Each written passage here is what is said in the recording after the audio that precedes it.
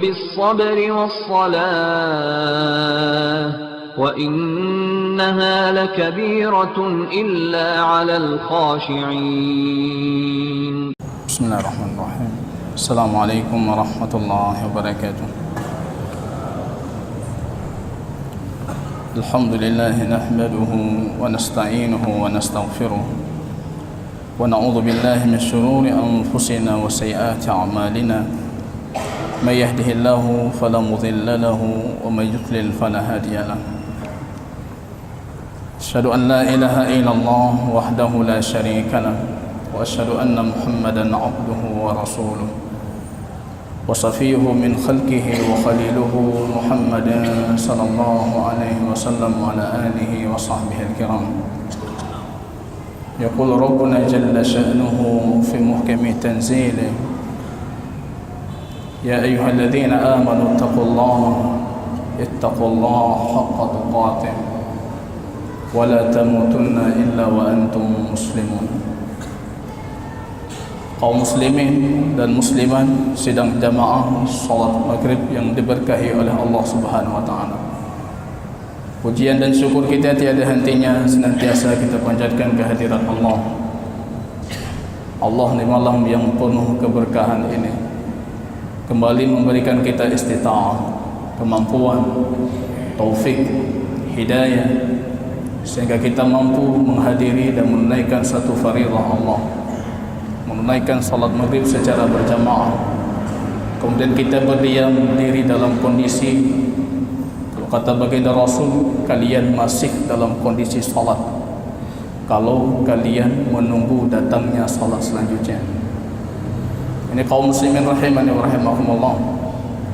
Di akhir pembahasan kita di pertemuan yang sebelumnya, kita berbicara tentang waktu istijabatul doa di hari Jumat. Ada satu waktu, kata baginda Rasul dalam hadis Imam Muslim, itu tidak dikaitkan waktu itu kondisi Muslim seperti apa, yang penting dia berdoa. Dalam hadis Imam Muslim, qa'imun yusalli, dia berdiri melakukan salat. Hadis Imam Tirmidzi menjabarkan rupanya salat itu menunggu tiba waktu salat maghrib selanjutnya. Kita dapatkan ini di antara etika yang kita sebutkan di akhir pertemuan tentang adab dan etika ketika kita berdoa. Saya ulangi jamaah rahimani wa rahimakumullah, agar doa kita itu cepat dikabulkan oleh Allah, sepatutnya doa itu tidak kita lakukan kecuali ikhlas karena Allah. Poin yang kedua sangat mendasar, karena doa itu ibadah. Mukhul ibadah, otaknya ibadah, hadisnya dhaif. Tapi wahuwal ibadah, kata baginda Rasul, doa itu dia adalah ibadah. Harus sesuai dengan konteks petunjuk baginda Rasul, mutaba'ah. Kalau tidak akan dikabulkan. Kemudian kita dapatkan di etika selanjutnya, kita mencari waktu istijabatul doa. Di hari Jumat, kata baginda Rasul, ada satu waktu. Di akhir hadis kita menyimpulkan pandangan paling kuat dari para ulama itu waktu antara salat asar sampai terbenam matahari di hari Jumat. Itu waktu istijabatul doa. Ataupun pandangan yang kedua yang sedikit mendekati kekuatan pandangan yang pertama, waktu itu antara duduk imam ketika beliau duduk di antara dua khutbah. Ini dua pandangan yang sepatutnya tidak kita abaikan waktu istijabatul doa. Kemudian falyazim fil mas'alah, hendaknya ketika kita berdoa kita yakin kalau doa kita dikabulkan. Jangan seperti Yusuf alaihissalam sebagaimana pernah kita sebutkan. Di antara adab yang lupa saya sebutkan, praktek doa kita ketika kita berdoa dalam surat Al-Fatihah. Ihdinas siratal mustaqim, kita minta petunjuk kepada Allah. Setiap hari kita berdoa dalam setiap salat kita, rupanya kita mulai dengan banyak pujian kepada Allah. Alhamdulillah Ar-Rahman Ar-Rahim Maliki Yaumiddin Iyyaka na'budu. Kemudian baru kita memohon kepada Allah ihdinas siratal mustaqim. Sepatutnya sebelum kita berdoa kita menyebutkan nama-nama Allah yang husna. walillahil asmaul husna fad'uuhu biha. Allah punya nama-nama yang agung, punya sifat-sifat yang mulia, yang tinggi. Sepatutnya kita jadikan itu sebagai wasilah. Kita bertawasul dalam doa kita dengan nama Allah yang sempurna. Kemudian baru kita meminta kepada Allah, ihdinas siratal mustaqim, ya Allah tunjukkan kami jalan yang lurus. Seperti itu doa kita di luar salat. Mulai dengan nama-nama yang baik bagi Allah. Ini jamaah rahimani wa rahimakumullah, pembahasan kita untuk sa'atul istijabah di hari Jumat. Kita masih berbicara tentang kitab Bulughul Maram karya Imam Ibnu Hajar Al-Asqalani. Kita berbicara selanjutnya itu tentang jumlah sahnya Jumat. Ini polemik kita dapatkan diperselisihkan oleh para ulama jauh sebelum kita lahir. Abad kedua Hijriah mereka sudah berselisih. Sebagian mereka mengatakan harus 40 orang baru Jumat itu sah. Kita perhatikan Imam Ibnu Hajar itu madhabnya Syafi'i, dan tentunya di sini beliau akan menguatkan pandangan Imam Syafi'i. Beliau sebutkan satu hadis, dan hadis ini sangat-sangat lemah. Disyaratkan 40 orang ahli Jum'ah, baru satu Jum'ah itu dikatakan Jum'ah. Kalau tidak, kita harus mengulangi dengan salat i'adatul zuhur, kembali mengulangi salat zuhur. Ini kita perhatikan jamaah rahimani wa rahimakumullah, hadis yang beliau sebutkan an Jabir radhiyallahu taala anhu qala, Jabir ibn Abdullah radhiyallahu taala anhuma, beliau berkata, madatis sunnah, sudah ketetapan sunnah. Jangan kita pahami sunnah di sini sunnah yang didefinisikan oleh para fuqaha. Para fuqaha mendefinisikan sunnah itu sebagai satu bentuk amal anjuran ibadah yang kategorinya di bawah wajib. Sunnah bukan wajib. Tapi yang dimaksud oleh Jabir dan para sahabat ketika berbicara tentang sunnah, mereka tidak pernah bermaksud ini sunnah yang kita pahami. Sunnah bagi mereka itu tariqah, jalan, cara, ibadah yang dilakukan oleh baginda Rasul, bisa jadi berhukum wajib, bisa jadi berhukum sunnah, bahkan kadangkala bisa jadi berhukum mubah. Kita dapatkan hadis Anas, Imam Bukhari.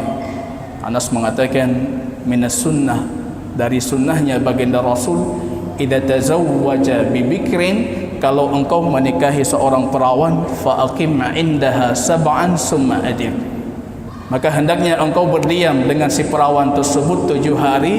Kalau anda sebagai seorang suami yang berpoligami, kemudian baru atur, set ulang jadwalnya bagi setiap malam ke rumah.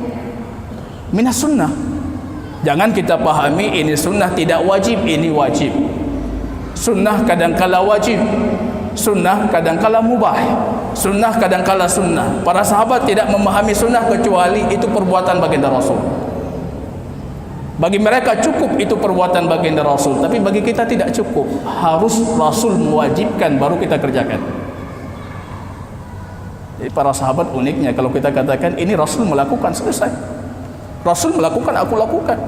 Rasul meninggalkan, aku tinggalkan. Tapi bagi kita sunnah, kita mempertanyakan, ini hukumnya sunnah, betul-betul sunnah ataupun wajib? Kalau Rasul mewajibkan, kita amalkan. Rasul mengatakan jangan kalian duduk di sofa kalian, kemudian kalian mengatakan yang kami imani cuma yang Allah haramkan, yang kami imani cuma yang Allah halalkan. Ma halaltuhu wa ma halalallahu sawa, yang Allah halalkan dan aku halalkan sama, yang aku haramkan dan Allah haramkan sama. Ini jamaah rahimani wa rahimakumullah. Jabir ibn Abdullah mengatakan minas sunnah madatis sunnah, sudah satu ketetapan sunnah. Kalau sahabat berbicara tentang tindakan baginda Rasul, ini artinya hukum hadisnya marfu' sampai kepada baginda Rasul, walaupun mereka tidak mengatakan Rasulullah bersabda. Jadi secara matan hadis marfu'. Marfu' artinya sanadnya sampai kepada baginda Rasul. Madatis sunnah anna fi kulli arba'ina fasa'idan jum'ah. Beliau mengatakan sudah satu ketetapan sunnahnya baginda Rasul, setiap jamaah yang berjumlah 40 orang maka diwajibkan menunaikan salat Jumat. Dia perhatikan perawinya Ad-Darqutni. Imam Ibnu Hajar menyebutkan hadis ini walaupun beliau mengatakan bi isnadin dhaif, dengan sanad lemah. Kita mengatakan sanadnya bukan cuma lemah, tapi sangat-sangat lemah, mendekati palsu. Di sana ada satu perawi bernama Abdul Aziz Ibnu Abdurrahman Al-Qurashi. Beliau itu, kata Imam Ahmad, kalau datang hadis dari beliau, ambil hadisnya lempar ke tembok. Kira-kira ini palsu atau kuat orang ini? Jauh hadis pepo wak binti. Ini kalau datang hadis dari Abdul Aziz Ibnu Abdurrahman Al-Qurashi, hadisnya mendekati palsu. Kadangkala jamaah rahimani wa rahimakumullah, at-ta'assub al-madhhabi, fanatik kemadhaban, menjadikan kita melegalkan semua. Yang penting ada pegangan. Ini hadis tidak bisa kita jadikan dalil. Kalau mau berdalil tentang 40, sepatutnya Syafi'iyah itu berdalil dengan hadis As'ad ibn Zurarah. Itu hadis paling kuat dan sahih hadisnya. Para sahabat ketika itu, ketika mendengar suara azan, mereka mengatakan rahimallah As'ad ibn Zurarah, semoga Allah merahmati As'ad ibn Zurarah. Kemudian ditanyakan, kenapa kalian mengatakan semoga Allah merahmati As'ad ibn Zurarah? Mereka mengatakan As'ad ibn Zurarah orang yang pertama kali mendirikan Jumat di Bani Bayadah, satu wilayah barat kota Madinah. Bani Bayadah, satu wilayah barat kota Madinah. Beliau orang pertama kali mendirikan Jumat. Kemudian tabi'in itu bertanya, berapa jumlah kalian? Beliau mengatakan, kami 40. Ini paling kuat hadisnya. Kami 40. Kami 40. Ini sering saya ulangi. Itu hadisatul ain. Kejadian yang kebetulan mereka 40, tidak bisa kita jadikan sandaran dalil. Ini kalau kita pahami, ini banyak sekali hukum syar'i selesai dari perselisihan para ulama. Hadisatul ain, kejadian yang tiba-tiba dan kebetulan, memang kejadiannya demikian. Ini tidak bisa kita jadikan pegangan dalil dalam bersyariat. Ini sama seperti kasus beberapa bulan yang lalu ketika kita bercerita tentang hukum qasr salat, menjamak dan mengqasar salat bagi seorang musafir. Madhab Syafi'iyah yang menjadikan patokan safarnya baginda Rasul dari Madinah ke Mekah. Kemudian kita ukur dari Madinah ke Mekah, baginda Rasul memakan sampai 8 hari. Kalau kita potong, beliau berdiam 4 hari. Artinya sampai 4 hari sekian perjalanannya baginda Rasul baru terhitung safar. Ini tidak bisa kita jadikan hujah. Safar baginda Rasul dari Madinah ke Tabuk sekian ratus kilometer, tidak bisa kita jadikan dalil baru boleh anda menjamak salat kalau safar sekian ratus kilometer. Karena ini hadisatul ain. Baginda Rasul kebetulan beliau ingin pergi ke Tabuk untuk memerangi kaum Rum, dan itu bukan alasan. Jarak tempuh itu kita jadikan dalil. Nah, kalau kita pahami ini, banyak sekali pembahasan syar'i kita selesai dari perselisihan. Hadisatul ain tidak bisa kita jadikan dalil, dan bahaya kalau kita jadikan dalil. Kalau hari ini kita mengatakan harus 40 ahli Jumat baru diterima Jumat. Dalilnya apa? Hadis As'ad ibn Zurarah ketika ditanyakan jumlah kalian berapa? 40. Coba kalau sekiranya As'ad mengatakan jumlah kami 30. Apa kita mengatakan 30 baru boleh Jumat? Coba kalau sekiranya As'ad mengatakan jumlah kami cuma 5 orang. Apa kita mengatakan 5 orang baru boleh Jumat? Maka hadisatul ain tidak bisa kita jadikan dalil. Tidak bisa kita jadikan hujjah. Kita bayangkan jamaah, kita punya hadis Imam Bukhari yang baru kita lewati beberapa minggu. Itu ketika baginda Rasul sedang berkhutbah, tiba-tiba datang kafilah dagang dari Syam. Kaum muslimin dalam kondisi pacaklik, mereka tidak punya bahan makanan. Ketika Rasul sedang khutbah, mereka keluar, yang tersisa cuma 12 orang kata perawi. Abu Bakar, Umar, Utsman, 10 para sahabat terbaik, dan sebagian 1-2 orang dari Muhajirin. 12 orang. Kalau hadisatul ain kita jadikan dalil, maka akan datang orang, dan sudah datang. Bukan akan datang, sudah datang. Mereka mengatakan 12 orang baru sahih diiqamatkan, didirikan Jumaat. Nanti ada kasus lain 12 orang, ada kasus 40 orang, ada kasus sekian orang. Makanya kasus hadisatul ain itu kasus yang kejadiannya kebetulan, jangan kita jadikan sandaran. Kesimpulannya jamaah, kita tidak punya dalil yang kuat dari Al-Quran, dari sunnahnya baginda Rasul menunjukkan kalau Jumat itu baru boleh didirikan dengan jumlah 40 orang. Tidak ada dalil. Kalau berpegang dengan hadis ini mendekati palsu, mendekati lemah sekali. Kalau berpegang dengan hadis As'ad ibn Zurarah, itu bukan bukti kalau harus 40. Artinya kita mengambil dalil yang lebih kuat. Al-Quranul Karim di penghujung surat Al-Jum'ah Allah mengatakan, ya ayyuhalladzina amanu idza nudiya lis-salati min yaumil jum'ati fas'au ila dzikrillah. Kalau kalian dipanggil wahai orang-orang beriman untuk salat di hari Jumat, fas'au, maka hendaknya kalian bersegera menyebut Allah. Fas'au itu jamak, plural, dan jamak dalam bahasa Arab sedikitnya 3.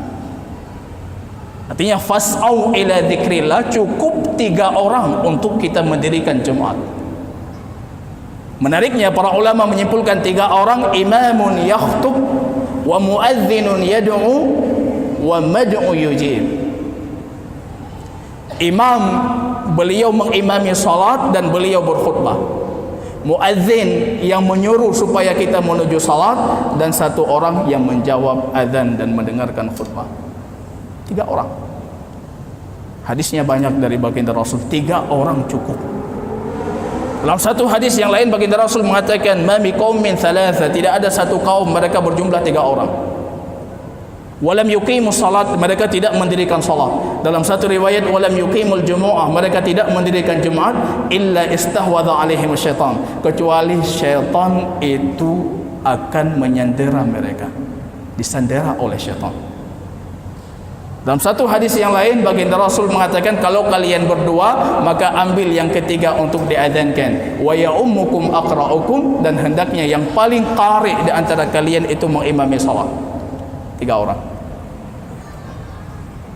Ini harus kita sepakati dulu jamaah, karena nanti muncul polemik baru. Harus 40 orang, 40 orang ini ahli Jumat. Salat di satu masjid, kita tidak bisa meyakini ini semuanya ahli Jumat. Hadir sekian ratus, tapi bisa jadi ada musafirin, bukan ahli Jumat. Bisa jadi ada wanita, bukan ahli Jumat. Bisa jadi ada anak kecil, bukan ahli Jumat. Akhirnya kita ragu-ragu dengan keberadaan dan keabsahan Jumat kita. Datang tuntutan untuk mengiadah, mengulangi, melakukan salat duhur ihtiyatan, cadangan. Ini tidak pernah kita kenal di zaman para sahabat, di zaman tabi'in, di zaman tabi'in, baru dikenal oleh orang-orang Syafi'iyah itu mutaakhirin.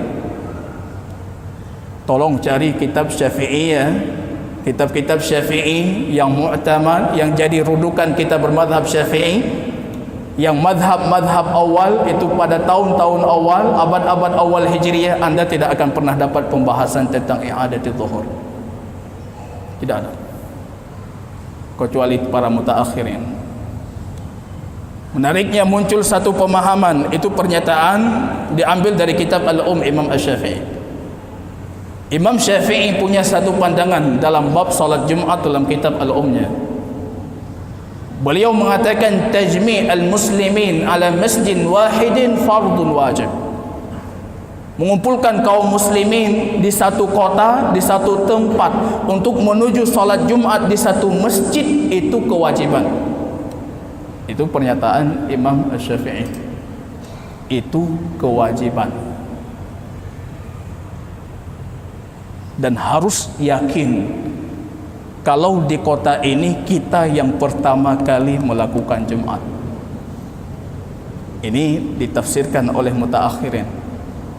Kalau kita lihat syekhain dalam mazhab Imam Syafi'i, Imam Ar-Rafi, Imam Nawawi, Imam Al-Muzni, Al-Marwazi, Imam Al-Haramain, Abu Ishaq Al-Juwaini, mereka sepakat penafsiran i'adatul zuhur ini penafsiran salah terhadap pernyataan Imam Syafi'i. Ini penafsiran salah, Pak. Menariknya, Syekh Muhammad Rashid Ridha mengatakan kalau Imam Syafi'i hidup pasti beliau orang pertama mengingkari penafsiran i'adatul zuhur. Bukan itu yang beliau maksud. Beliau maksud dengan kemungkinan satu masjid tanpa kebutuhan untuk mendirikan masjid lain, maka kita harus berbondong-bondong menuju satu masjid. Tidak boleh Jumat itu dilakukan di dua masjid selama masjid yang pertama tidak dibutuh, masih memuat, masih bisa menampung orang-orang yang hadir sholat Jumat. Itu maksud Imam Syafi'i. Jadi kalau satu masjid siap menampung seluruh orang Ketapang, tidak ada boleh masjid di daerah Ketapang kecuali semuanya menuju Masjid Al-Fitrah. Ini Imam Syafi'i. Muncul penafsiran, datangnya di abad-abad belakangan baru mereka tafsirkan. Kalau kita tidak yakin masjid sebelah lebih dahulu takbirnya dibandingkan kita, artinya bisa jadi sholat Jumat kita tidak sah. Apa yang harus kita lakukan? I'adatul zuhur, kembali melakukan zuhur. Wajib kalau kita tidak yakin. Jadi hukum mengulangi sholat zuhur itu wajib kalau kita tidak yakin kita yang pertama kali mendirikan Jumat di Ketapang. Bagaimana bisa kita yakin, Pak? Bagaimana bisa kita kontrol semua masjid?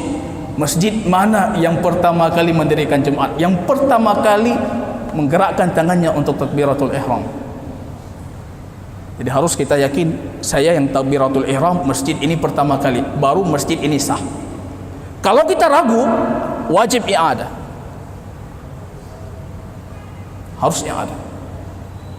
Menariknya mereka mengatakan, kalau sekiranya kita berasumsi tiba-tiba takbiratul ihram kita dengan takbiratul ihram seluruh masjid itu pada waktu yang sama, detiknya sama, jamnya sama, semua takbiratul ihram, mutaakhirin Syafi'iyah sepakat itu semua Jumat batal. Karena tidak ada satupun yang bisa diterima. Ta'addud masjid, banyak masjid tidak sah. Kalau satu waktu kita yakin itu semuanya batal, apa yang harus kita lakukan? Harus mengulangi Jumat. Bukan harus mengulangi zuhur, harus mengulangi Jumat, karena semuanya batal. Kecuali kalau sudah ada orang yang pertama kali dia diterima Jumatnya, yang lain mengulangi zuhur.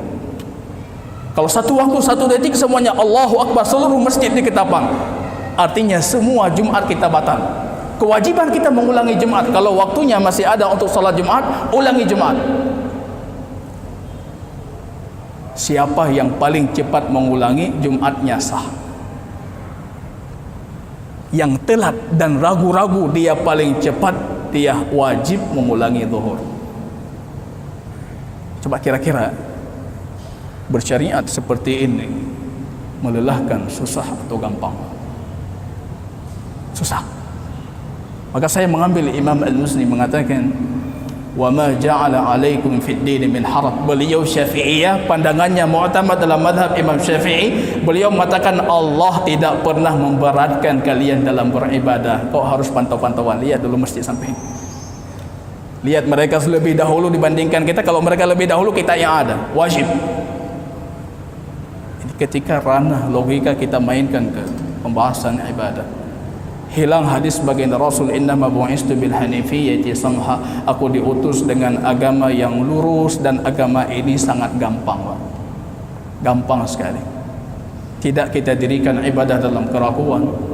Akidah kita tidak dirikan dalam keraguan.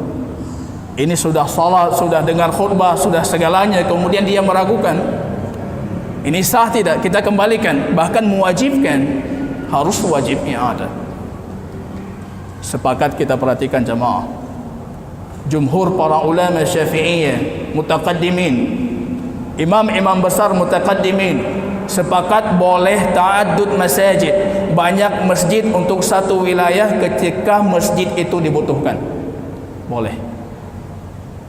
Maka menariknya hadis As'ad ibn Zurarah yang saya bacakan di muqaddimah, ini secara tidak langsung menunjukkan di kota Madinah rupanya ada beberapa Jumaat.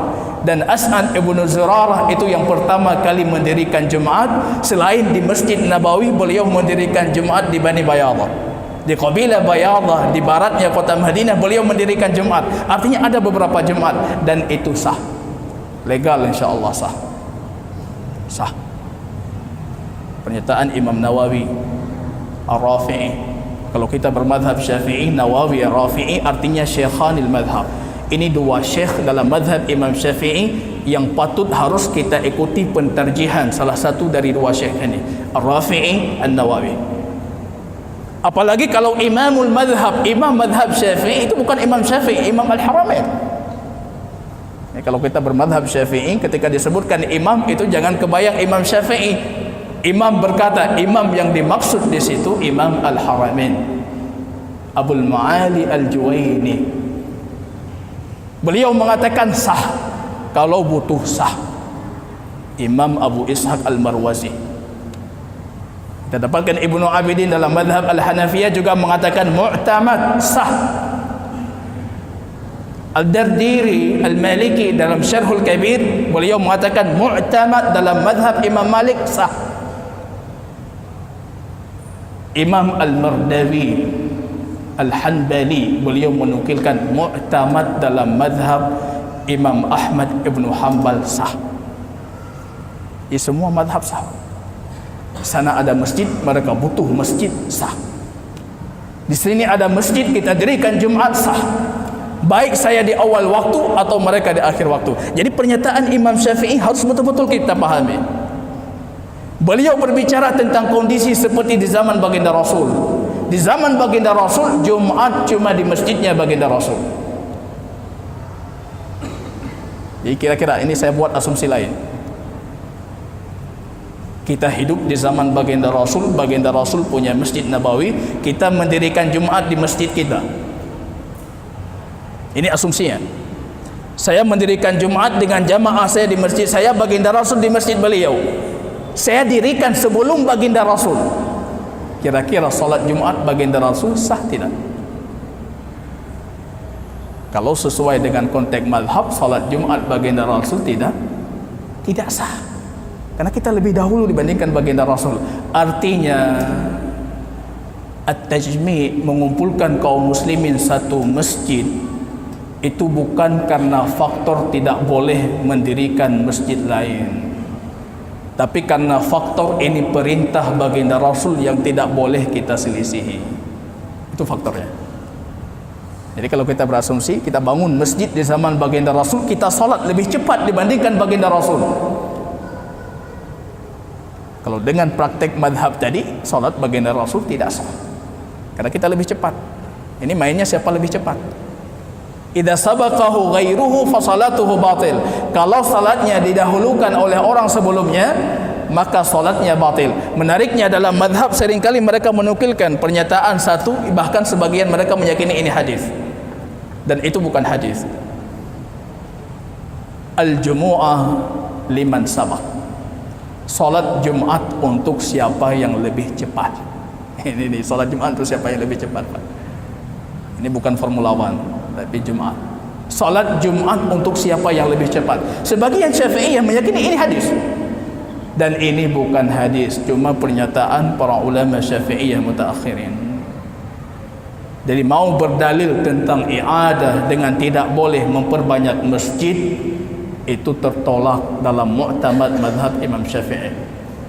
Mau berdalil tentang i'adah dengan jumlah 40 ahli Jumat yang kadangkala tidak terpenuhi di dalam satu masjid, ini pun tertolak karena hadisnya sangat lemah untuk kita jadikan sandaran dalil.